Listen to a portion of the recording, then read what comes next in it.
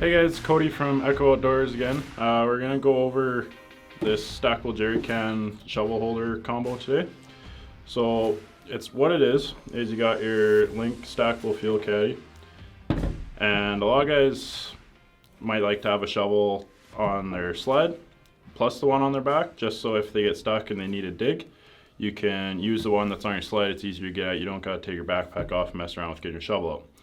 So how you can do this nice setup is you have your stackable jerry can, and then Skidoo makes these tool holders here. They come in a set of two that just go onto the Linq system. So you can put those on top of the jerry can, and then it works really well with the Skidoo shovel, the way you can fold it up.